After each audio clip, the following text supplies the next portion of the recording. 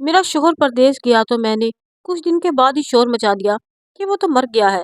سسرال میں کوئی تھا نہیں، اس لیے کسی کو کچھ پتا نہ چلا اور میں آزاد ہو گئی۔ پھر میں نے اسی سے شادی کر لی جس سے میں محبت کرتی تھی۔ شادی کے کچھ سال بعد میں دوسرے ملک گئی اور وہاں میرے شوہر جس جگہ کام کرتا تھا وہاں کے مالک کے گھر دعوت میں گئی تو میری تو دنیا ہی گھوم گئی۔ وہاں کا مالک تو میرا پہلا، کالج سے آتے ہوئے آج پھر وہ میرے پیچھے تھا۔ میری سہیلی نے مجھے کوہنی مار کر اس کی طرف متوجہ کیا اور ہم دونوں کھلکھلا کر ہنس پڑی، مگر اس کی ثابت قدمی میں کوئی فرق ہی نہ آیا اور وہ اس طرح دھیمی رفتار سے ہمارے پیچھے چلتا رہا۔ یہ سلسلہ گزشتہ 2 مہینے سے اسی طرح جاری تھا۔ پہلے 10-15 دن تو ہم نے کوئی خاص نوٹس ہی نہیں لیا۔ ہم دونوں اپنی باتوں میں اتنی مگن ہوتی کہ ارد گرد کا کوئی ہوش ہی نہیں رہتا۔ کالج ہمارے گھر سے 15 منٹ کی واکنگ ڈسٹینس پر تھا اور ہمارے گھر ایک دوسرے کے برابر تھے۔ ہم دونوں ہی ساتھ ہی کالج جاتے اور واپسی پر بھی ساتھ ہی آتے۔ ہمارے گھر والوں کو بھی اطمینان تھا اور اس طرح ہمارے بھائی یا ابا کو ہمیں لانے اور لے جانے کی ڈیوٹی نہیں دینی پڑتی تھی۔ میں یعنی ستارہ اور نور بچپن کی دوست تھی اور ہم نے ایک ہی اسکول سے میٹرک کر کے گھر کے قریبی کالج میں داخلہ لے لیا۔ اب ہم یہاں بھی ساتھ ہی جاتے تھے۔ ہماری جوڑی ستارہ نور کے نام سے سکول میں بھی مشہور تھی اور اب کالج میں بھی خوب رونق لگی رہتی۔ ہمارے ساتھ وقفے وقفے سے بہت سی لڑکیاں جڑتی مگر کسی سے بھی ایسی قربت اور دوستی نہ ہو سکی جو ہمارے درمیان تھی۔ ہم لوگ بی اے فرسٹ ایئر میں تھے، یہ تب کی بات ہے۔ وہ نہ جانے کب ہماری طرف متوجہ ہوا۔ ہمیں کچھ دن بعد اس کی موجودگی کا احساس ہوا۔ کچھ دن تک تو ہم یہ تعین ہی نہ کر سکے کہ آخر وہ ستارہ اور نور دونوں میں سے کس کے پیچھے ہے، مگر یہ جاننا کچھ ایسا مشکل بھی نہیں تھا۔ ذرا سا توجہ دینے سے ہی اندازہ ہو جاتا کہ اس بھنورے کی نظر جس پھول پر تھی اس کا نام ستارہ تھا۔ اب نور مجھے راستے بھر ٹہوکے دیتی اور چپکے چپکے میرے کانوں میں اس کے بارے میں کچھ نہ کچھ کہتی۔ دوسری جانب میں نے بالکل بے نیازی والا رویہ اپنایا اور جان بوجھ کر اسے نظر انداز کر دیا۔ وہ کالج کے باہر ہی ہمارے پیچھے چلتا جاتا اور گھر اگلی گلی کے موڑ پر رک جاتا۔ موڑ پر ایک پیپل کا گھنا درخت تھا جس کے سائے میں کھڑا وہ ہمیں گھر میں داخل ہونے تک دیکھتا رہتا۔ یہ سب ہوتے ہوئے 2 مہینے ہو چکے تھے۔ ہم اکثر اس کے بارے میں بات کرتے کہ بڑا ہی پکا اور کوئی ویلا بندہ ہے، بڑی پابندی سے ہمیں گھر چھوڑنے کی ڈیوٹی نبھاتا ہے۔ میں ہنستی اور نور سے کہتی کہ ہمیں مفت کا چوکیدار مل گیا ہے۔ اس طرح ہم ہنسی مذاق میں اس کا ذکر کرتے، مگر ایک دن اس سے آگے بات بڑھ گئی۔ ہوا کچھ یوں کہ اس دن جب صبح میں نے نور کا دروازہ ناک کیا تو وہ باہر نہ آئی۔ اس کے ابا نے کہا کہ رات اس کی خالہ کا انتقال ہو گیا ہے اور وہ دیر رات اپنی اماں کے ساتھ وہاں گئی ہے، اب کچھ دن کے بعد ہی آئے گی۔ کیا کرتی، انکل سے افسوس کیا اور کالج کے لیے اکیلے ہی چلی گئی۔ اب آ کر گھر واپس جا کے کسی سے کہتی تو دیر ہو جانی تھی۔ اس وقت تو میں چلی گئی، مگر اصل مسئلہ واپسی میں ہوا۔ وہ آج بھی میرے پیچھے تھا، بلکہ مجھے اکیلا دیکھ کر اس کی نظروں میں ایک چمک سی آ گئی تھی۔ دور جا کے جب ایک سنسان راستہ آیا تو وہ میرے بالکل قریب آ گیا اور میرے ہاتھ میں ایک کاغذ سما کر وہیں رک گیا۔ اتنے دنوں میں شاید میرے دل میں بھی اس کے لیے نرم گوشہ پیدا ہو گیا تھا، جو میں نے اس کا دیا ہوا کاغذ کتابوں میں رکھ لیا اور جلدی تیز تیز قدم اٹھاتی گھر کو روانہ ہو گئی۔ فرصت ملتے ہی میں نے دھڑکتے دل سے وہ نامہ محبت نکالا جو اس کے جذبات کا ترجمان تھا اور اسے پڑھ کر میرا دل ایک نئی لے پر دھڑکنے لگا۔ نور 15 دن کے بعد واپس آئی تھی، مگر ان 15 دنوں میں نے محبت کے راستے پر پر لگا لیے اور صدیوں کا سفر طے کر لیا۔ میری تو دنیا ہی بدل چکی تھی۔ نور میری حالت دیکھ کر دنگ تھی اور میں خود محبت کی اس شوریدہ سری سے پریشان اور بے حال تھی۔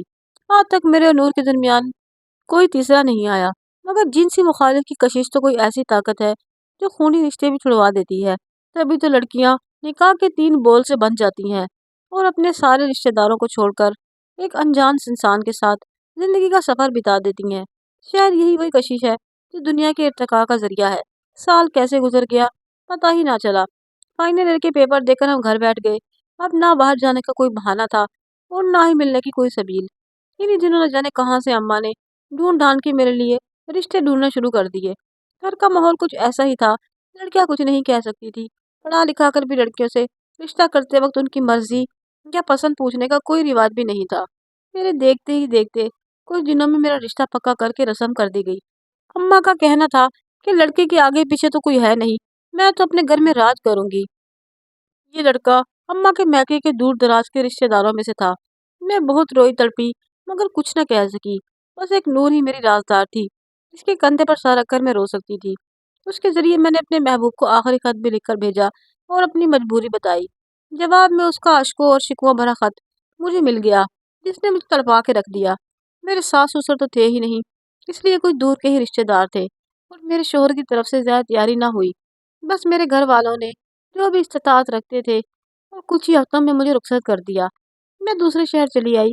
سسرال میں میرے شوہر کے علاوہ اس کی ایک بوڑھی پھپھو جو ہمارے ساتھ ہی رہتی تھی، وہ بے ضرر سی خاتون تھی اور بیمار بھی رہتی تھی، اس لیے ان کے ہونے سے مجھے کوئی پریشانی نہ تھی۔ یہ دوسری بات ہے کہ میں نے بس اس شادی کو دل سے قبول ہی نہیں کیا۔ میرے شوہر اچھی شکل کے ساتھ سادہ مزاج اور محنتی انسان تھے۔ ہاں، یہ ضرور کمی تھی کہ انہیں لچھے دار باتیں کرنا اور میری تعریف اور دلداری کرنا نہیں آتی تھی۔ ویسے تو وہ میری تمام ضروریات کا خیال رکھتے، مگر مجھے ان کی کوئی بھی بات اچھی نہیں لگتی، بلکہ مجھے تو ان کا قریب آنا بھی پسند نہیں تھا۔ میں ان کی ہوئی لائی ہوئی ہر چیز میں نقص نکالتی اور اپنے ہر رویے سے ان کی خوب حوصلہ شکنی کرتی، بلکہ ان کا مذاق اڑاتی۔ یا تو وہ یہ سب سمجھتے نہیں تھے، یا پھر سب کچھ سمجھ کر نظر انداز کر دیتے تھے۔ میرے ہر ستم کو ہنس کر سہ جاتے۔ میں کھانا نہ بناتی تو باہر سے لے آتے، گھر کو گندا رکھتی تو وہ آ کے خود کام کر لیتے۔ مجھے سمجھ نہیں آتی کہ کس طرح کا انسان ہے جسے مجھ سے کوئی شکایت ہی نہیں۔ میں نے اپنی پوری کوشش کی کہ وہ مجھ سے بدگمان ہو جائے، گھر میں جھگڑا اور کچھ ایسی بنیاد بنا کر میں اس رشتے سے نجات حاصل کروں، مگر ایسا کچھ بھی نہ ہوا۔ ایک دن میرے شوہر گھر آئے تو کافی اداس تھے۔ مجھے کہنے لگے کہ اب میں باہر جا رہا ہوں۔ میں نے کافی عرصہ پہلے کوشش کی تھی، اور اب جب تم میری زندگی میں آ گئی ہو تو میری یہ کوشش کامیاب ہو گئی ہے۔ اب جبکہ میں جانا نہیں چاہتا۔ میں تو یہ سن کر بہت خوش ہوئی۔ میں نے فوراً ہی اپنا رویہ اچھا کر لیا اور ان سے کہا کہ آپ کو ضرور باہر جانا چاہیے، یہاں رکھا ہی کیا ہے، اور ویسے بھی باہر کی کمائی کے تو اپنے ہی مزے ہیں۔ میری یہ بات سن کر وہ میری شکل دیکھنے لگے اور حسرت بھری آنکھوں کے ساتھ مجھے دیکھ کر مسکرا دیے۔ اس کے چند دن بعد ہی وہ باہر روانہ ہو گئے۔ مجھے تو ان کے جانے کی اتنی خوشی تھی کہ میں نے کچھ بھی پوچھنا گوارا نہ کیا کہ وہ کب آئیں گے، یہ کس کام کے لیے جا رہے ہیں۔ شوہر کے جاتے ہی مجھے لگا جیسے میں کسی قید سے آزاد ہو گئی ہوں۔ میں نے نور کے ذریعے اپنی محبت دلاور سے رابطہ کیا۔ اب تو میں دوسرے شہر میں تھی اور گھر والوں کا کوئی ڈر خوف بھی نہیں تھا۔ سسرال میں بس میں تھی اور میرے شوہر کی بیمار پھپھو، جسے نظر بھی بہت کم آتا تھا۔ میں نے دلاور سے پھر سے خط و کتابت شروع کر دی اور اسے اپنے شہر اور گھر کا پتہ بھی دے دیا۔ دوسری جانب میرے شوہر کو گئے ہوئے 3 مہینے ہو گئے، مگر ابھی تک ان کا کوئی فون نہ آیا اور نہ ہی کوئی خط آیا۔ کوئی اور بیوی ہوتی تو فکر کے مارے ادھمری ہو جاتی، مگر میں تو خوشیوں کے جھولے میں جھول رہی تھی۔ میرے شوہر کو گئے 6 ماہ ہو گئے، اس کی کوئی خبر نہیں آئی، تو میرے ذہن میں ایک منصوبہ پروان چڑھنے لگا۔ اب دلاور میرے شہر میں آ چکا تھا اور میرا کزن بن کر گھر پر بھی آ جاتا۔ ہم دونوں نے منصوبہ بنا کر مشہور کر دیا کہ میرے شوہر کی پردیس میں ایکسیڈنٹ میں انتقال ہو گیا ہے، اور کچھ عرصے بعد ایک انجان نمبر سے فون آیا۔ میں نے کال ریسیو کی تو دوسری طرف سے کسی شخص نے میرا نام لیا اور کہا کہ آپ کے شوہر کا انتقال ہو چکا ہے۔ یہ تو میرے لیے دنیا کی اچھی خبر تھی۔ میرا تو خوشی سے برا حال ہو گیا۔ مطلب وہ سچ میں مر گیا؟ اب میں پوری طرح آزاد تھی۔ میرے لیے اب اپنی محبت کو حاصل کرنا بہت ہی آسان ہو گیا تھا۔ تو میں نے فیصلہ کر لیا کہ میں جلد ہی وہی کروں گی۔ ابھی میں عدت میں تھی۔ میرے شوہر کی پھپھو اچانک سے زیادہ بیمار ہوئی اور ان کا بھی انتقال ہو گیا۔ میرے شوہر کا تو اس پھپھو کے سوا کوئی تھا ہی نہیں۔ اس وجہ سے مجھے میرے شوہر کی جائیداد بھی مل گئی، کیونکہ میرا شوہر تو تھا ہی اس دنیا میں اکیلا۔ مجھے اور کیا چاہیے تھا؟ پر میری عدت ختم ہوئی۔ ماں نے کہا گھر آ جاؤ۔ میں نے ڈرامہ شروع کر دیا اور کہا کہ بس میں اپنے شوہر کے گھر میں رہنا چاہتی ہوں اور اس کی یادوں میں ہی زندگی گزار لوں گی۔ سارے کہنے لگے کتنی وفادار بیوی ہے کہ شوہر کے جانے کے بعد اس کے غم میں پاگل پڑی ہے، پر مجھے تو سارے لوگ پاگل لگتے تھے۔ اب مجھے ہنسی آتی تھی، انہیں کیسے سمجھ نہیں آتی میرے گھر والوں کو میں کتنی خوش ہوں اپنے شوہر کے مرنے سے۔ خیر، اب مجھے وفادار بیوی کا لیبل بھی لگ چکا تھا۔ میں اپنے محبوب کے ساتھ باہر گھومنے جاتی، مجھے کوئی روکنے والا نہیں تھا۔ وہ مجھے ڈھیر ساری شاپنگ کرواتا اور سارا دن ہم گھومتے پھرتے۔ رات کو وہ مجھے گھر چھوڑ جاتا۔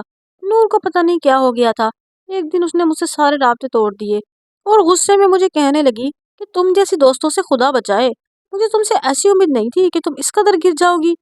خدا پوچھے گا تم سے، یاد رکھنا کبھی خوش نہیں رہو گی۔ وہ نہ جانے مجھے آخری بار کیا کیا کہہ گئی۔ مجھے ڈر لگنے لگا کہیں وہ میرے سارے راز میرے گھر والوں کو ہی نہ بتا دے۔ مجھے تو بہت پریشانی لگی ہوئی تھی، اور گھر والوں کو جب فون آیا تو سب کے ساتھ میں نے بات کی۔ سب کا رویہ میرے ساتھ اچھا تھا، اس کا مطلب یہ تھا کہ اس نے کچھ نہیں بتایا۔ مجھے سکون مل گیا۔ ایک دن میں گھر میں بیٹھی ہوئی تھی، اچانک وہ آ گیا۔ میں اسے دیکھ کر حیران ہو گئی۔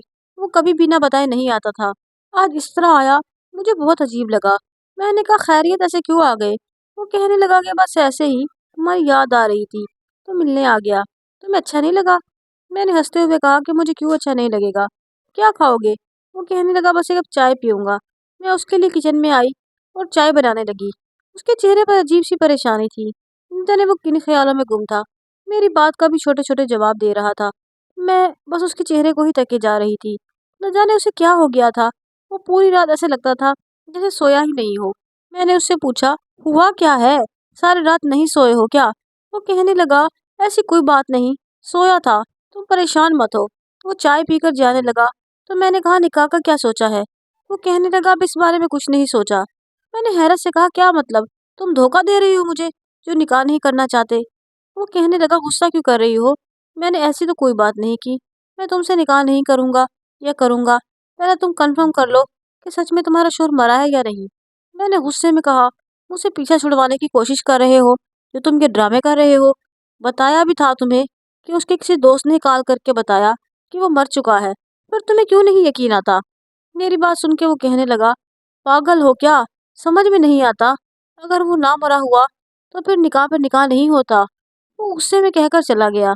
मैंने गुस्से में टेबल से चीजें नीचे फेंक दी। मुझे गुस्सा आने लगा, इस पर आखिर वो ऐसा क्यों कर रहा था मेरे साथ? हालांकि उसे पक्का यकीन था कि मेरा शोहर मर चुका है, फिर भी शादी को मान गया था। पर अब नहीं मान रहा। आखिर हुआ क्या है? किसने इसके दिमाग में ये बात डाली है? अब मुझे सही मायनों में डर लगने लगा कि अगर उसने मुझसे शादी ना की तो क्या मैं सारी जिंदगी अकेले गुजारूंगी? मुझे तो कुछ समझ नहीं आ रहा था। सारा दिन मेरा यही सोचते गुजर गया। रात को मैं उसका नंबर मिलाने लगी और उसका नंबर मुसलसल बिजी था। न जाने वो किसके साथ लगा हुआ था। बेबसी से मेरी आंखों से आंसू निकलने लगे। मुझे यूं लगा कि अब सारी जिंदगी मैं अकेले ही गुजारूंगी, कोई मेरे साथ नहीं होगा। इस वक्त न जाने क्यों मेरे दिल में अपने शोहर का ख्याल आया। वो हर लम्हा मेरे साथ होता था तो मुझे तहफ़्फ़ुज़ फराहम करता था। अब वो नहीं था तो कोई भी नहीं था। मैं अकेली थी और मैं इसी परेशानी में मुब्तला थी। अचानक दरवाजे पर दस्तक ने मेरा दिल घबरा दिया। इस वक्त कौन हो सकता है? डरती क्या न करती कमरे में चली गई, पर दरवाजे पर मुसलसल दस्तक हो रही थी। अचानक मोबाइल बजा। मैंने मोबाइल की तरफ देखा। सामने उसका नंबर जगमगा रहा था। मैंने जल्दी से डरते डरते कॉल रिसीव की। वो मुझे कहने लगा कि मैं कब से दरवाजे पर खड़ा हूँ, खोलो, जल्दी करो मेरी जान। मैंने जल्दी से दरवाज़ा खोला तो मेरी जान में जान आई।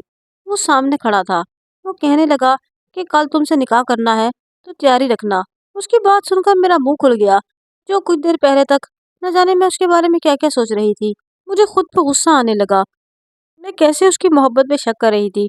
मतलब वो मुझसे सच में निकाह करना चाहता है। मैं बहुत खुश हुई। वो काफ़ी रात तक बैठा मुझसे बातें करता रहा और उसका रवैया आज कुछ अजीब सा था। उसने एक बात भी मेरी तरफ निगाह उठाकर नहीं देखा। कभी कहीं देखता तो कभी कहीं, जैसे वो मुझसे निगाह चुरा रहा हो। उसकी हालत में समझने की कोशिश कर रही थी। फिर वो काफ़ी रात को वापस जाने लगा। मैं मुंतज़िर ही रही कि वो मुझे देखेगा, पर उसने ऐसा नहीं किया। मुझे न जाने उस शख्स को क्या हो गया था। वो ऐसा बिहेव क्यों कर रहा था। अगले दिन हमारा निकाह हो गया तो मैं बहुत खुश थी।